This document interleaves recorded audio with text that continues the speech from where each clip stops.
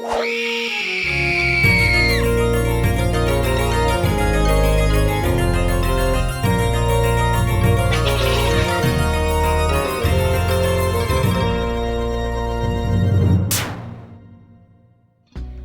and welcome to yet another GameSack Halloween special. Episode number 3 here, guys. We got some good stuff for you. I'm going to start out with a really cool series that I've always liked. And you wanted to cover the whole thing finally. Yeah. I've been waiting for my chance to cover this, and here it is. Yeah, let's check it out.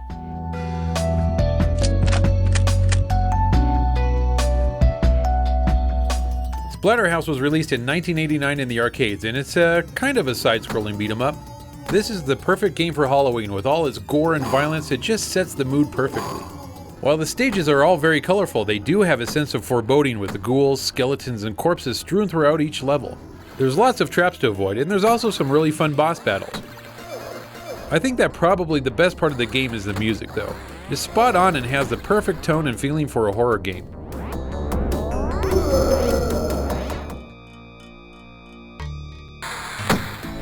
The control is pretty good once you get used to the floatiness for your character, and I actually had no problems jumping or attacking enemies. I just love hitting your enemies with a 2x4 and watching them splat against the wall. Ooh, that's disgusting! Well, it was back in the day. The game is challenging, but it isn't long and can be beaten in just a couple of hours.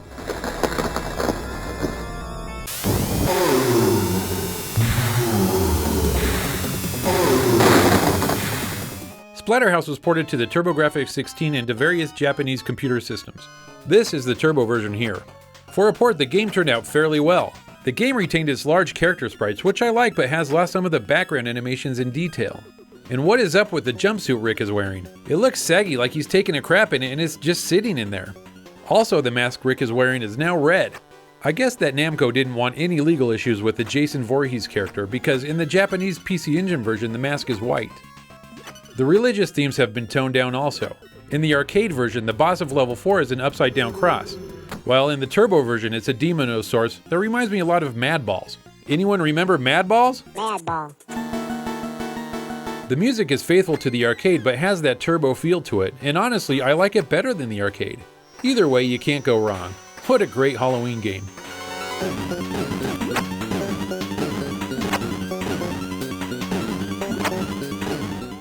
Okay, let's talk about Splatterhouse 2 for the Genesis. You can talk about Splatterhouse 3, Dave. This was supposed to be my segment, Splatterhouse, but... Anyway, this game plays pretty much just like the first one since it's a quasi beat-em-up. However, there are a couple of new moves thrown in.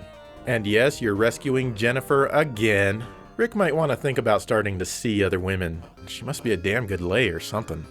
The graphics are noticeably darker this time around, and there's more in the way of layered scrolling effects. The music isn't bad, but I still like the first game's music better. Oh yeah, and listen to this stellar example of Namco's mastery of the Genesis sound hardware. They sure screwed that up, but the mask laugh sounds pretty good. Speaking of sound, there are some really annoying enemy noises in here as well. Overall, it's a pretty good game, but not as good as the first.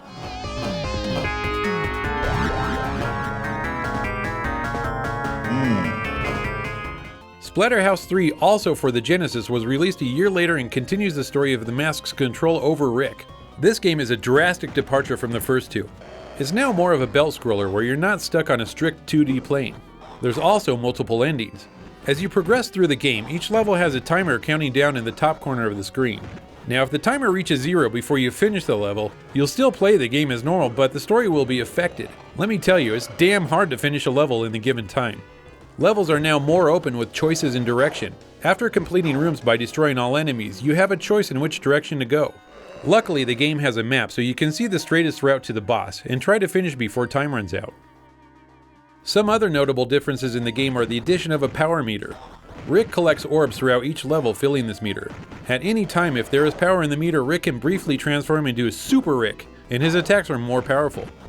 Graphically, the game is pleasing with some nice backgrounds. Rick seems to have shrunk a bit from previous games, and he looks different this time around. The game now has digitized graphics in the cutscenes. They look okay, but they didn't really add to the experience. The controls are good, and not as floaty as previous games. One thing I really hate is when Rick gets knocked down, it takes forever for him to get back up. The music fits the game fine, but it's lost a lot of its creepy feel from the other games. A decent game, but probably my least favorite of the initial trilogy.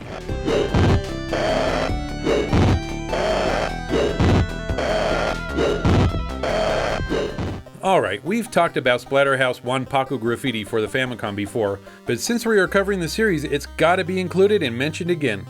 As you can see, it's a parody of the Splatterhouse series, and it was only released in Japan. I found the game to be fairly easy, but also very fun to play, and it has some really great comical elements that make fun of other movies and people. If you like Splatterhouse, then you'll like this spin-off, and you should hunt it down as it's worth owning.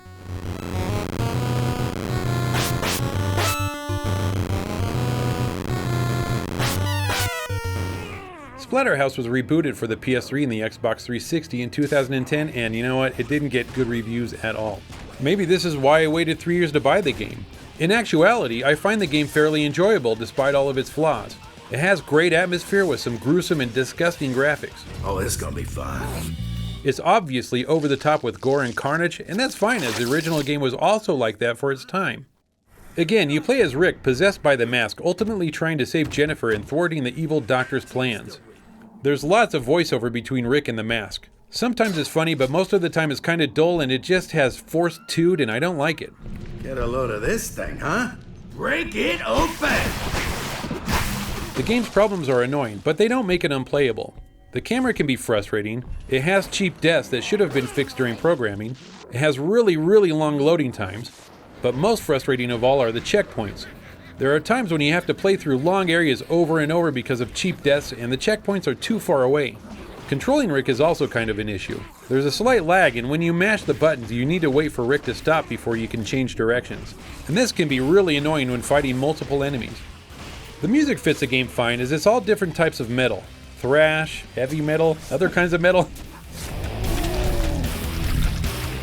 There's a fair amount of content, be it collecting stuff in-game or playing side mission type areas to get new weapons. As I said, I enjoy this game for what it is, and if Namco decides to make another Splatterhouse, let's hope they fix all the problems from this game. What is that? Focus, Rick! Here we go!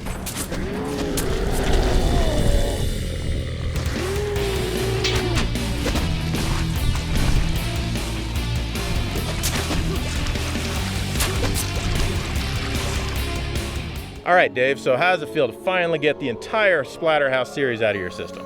Feels like Halloween, Joe. I like that series a lot, and I play it a lot this time of year, and it's just good stuff. So. Yeah, it is, but that's not the only game or series we're going to cover this Halloween. No, wait. In fact, this next one I'm going to show you, I wanted to show it off in the Master System episode, but you know, I thought I'd save it for the Halloween episode because it's definitely appropriate. All right, well, let's see it. Okay. I'm excited.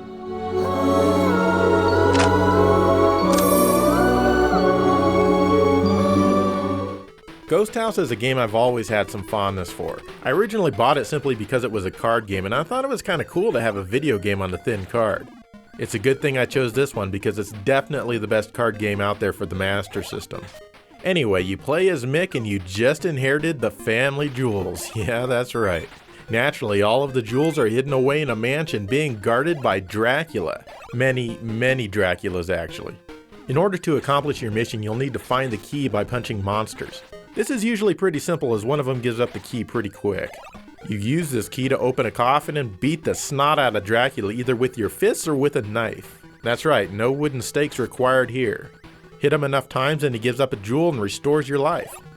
The knife really helps. You get it by jumping in front of the candelabra on the wall and landing on it as it flies towards you. This house is pretty messed up. When you walk in front of a fireplace, an arrow will shoot at you. Once you land on, I think, 16 of these, you'll be invincible for about 30 seconds. If you jump and hit a ceiling light, it freezes everything, and this is very helpful when fighting Dracula. But be careful, as they can only be used twice per level, and once they break for good. You can also randomly warp around the house using the windows. And you've got to be aware of other things like cobwebs you can get stuck in, traps and hidden passages that you can't see, and blazing fire in the basement. There are 5 Draculas per level. Now you may insist that these are just common vampires, but nope, all of them are Dracula. Actually, 4 of them are clones. Starting in the second round, one of them will come back to life after you defeat them and you'll have to fight them again. That's the true Dracula. Anyway, after you get all 5 jewels, you need to find the magic door, which is located somewhere in the level, which takes you to the next round so you can do it all over again. The graphics are all really simple, and that's to be expected since this game only has a quarter mega power. The music's okay, however it repeats on every level. But really, it's a fun game to play and it's perfect for Halloween.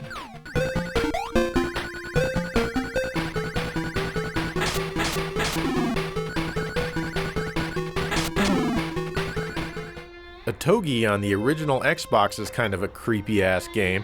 You play as an undead warrior whose job it is to purify the living to the world of the dead. So yeah, basically you're just playing as an ancient Japanese Grim Reaper. And oh, what fun it is. You run and jump around in a 3D environment, smashing it to bits.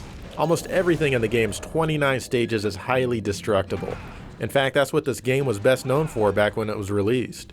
The monsters can be fairly tough, and each stage has its own weird-ass objective like finding things and destroying them or releasing a certain amount of ki. Everything has an almost morbid atmosphere about it. You can level up, buy and sell weapons and magic, all on your way to stop the army of demons. Generally it controls well enough, though I wish I could better customize the button layout on the controller. The camera is often pretty wonky as well, and it moves very slowly with the right analog stick. The graphics are pretty good, though they do seem to be lacking in any bold colors most of the time. The dead warriors look great though, and they're really fun to slice up. The music is mostly ambient Japanese flavored stuff, and it fits the game really well, definitely adding to the dreary vibe. This is definitely a great game to play on Halloween if you're spending it in ancient Japan. None shall pass! Even now, he resists. A year later, Sega released Otogi 2, also on the original Xbox. This one's basically more of the same, only with flashier graphics. Also, now you can choose between 6 characters on most stages, and each of them, of course, has their own weapons and abilities. Overall, I found it a touch more challenging than the first game, but come on, that's a good thing, right? There are also some bonus-style stages where you need to beat a challenge. You rarely ever hear anyone mention either Otogi 1 or 2, but both games are great for any time of the year.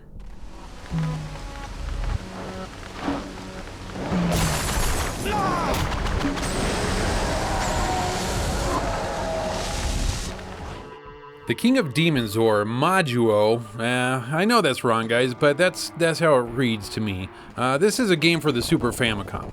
It's not a horribly scary game, but it's damn fun to play, even on Halloween. As you can see, the game is a side-scrolling action platformer.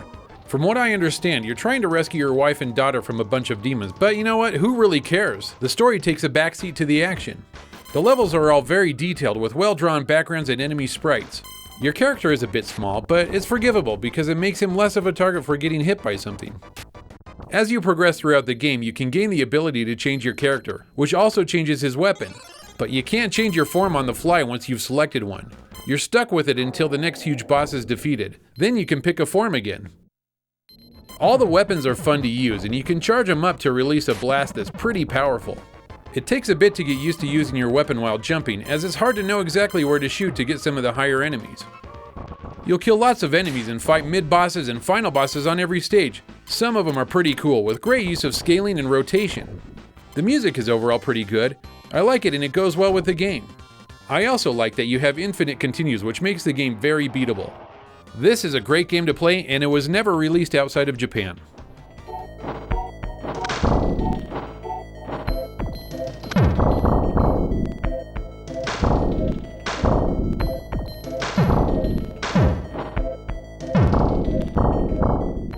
Let's talk about a couple of super scary Saturn games. First up is D by Warp. Now everyone says that this one is super scary. You play as Laura, the daughter of a brilliant doctor who ended up killing a whole bunch of people at a local hospital. So of course you make it your mission to try to find out what happened to dear old dad. As you arrive at the hospital, you're suddenly warped into some sort of medieval castle type place. This is an FMV game similar to Myst or Mansion of the Hidden Souls. You wander around looking for items and solving puzzles. Occasionally you'll run into some creepy things. The video is presented in a small box and it's pretty grainy. Laura also moves from place to place really, really slow. Maybe this was designed to add tension, I don't know. Some of the puzzles can be just... I mean, you'd probably never even think to drop this piece of paper in this bowl, now would you? Doing that gives you a clue on the order to open the drawers in order to get this handle. You find a door with the number 78 on it. You'll eventually find a safe, but it seems to be useless. But lo and behold, you need to put the number 78 on the safe so that the door will unlock. Yeah, good luck with that. Maybe when I'm finally able to do this, I'll be able to get on with the game.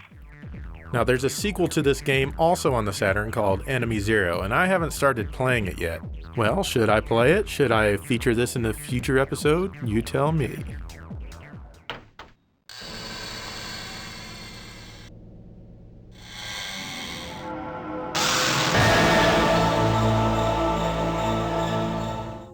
The other creepy game is Deep Fear, which was only released in Japan and Europe. This is a very Resident Evil style game. You play as this cool guy working as some sort of badass underwater agent. Anyway, a submarine crashes and you're sent to investigate and rescue a doctor. Once you're aboard, you find that the crew are turning into weird monsters and you gotta take them out, complete with Resident Evil style tank controls. These really don't work very well. It's very hard to see what you're aiming at. It's also difficult to see where you need to go because of the nature of the pre-rendered backgrounds. The graphics are okay, and the music is really good whenever there happens to be music. The voice acting is only slightly better than ours here at GameSack. Oh, there's no problem with my CFOX system. No accident should have occurred. Ooh! Overall, it's a slow game that's hard to figure out where to go or how to get there. I totally lost my companion, and I searched all over for him, but couldn't find him. This was also the very last Saturn game to be released in Europe.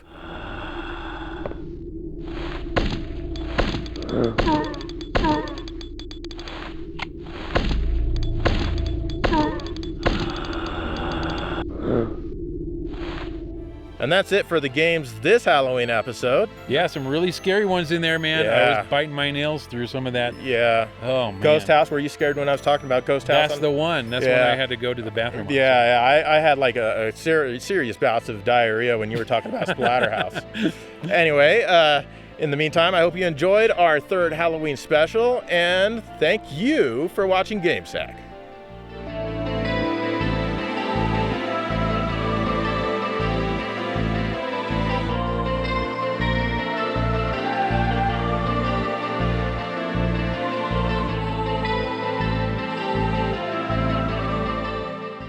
And now we present to you another GameSack film for Halloween.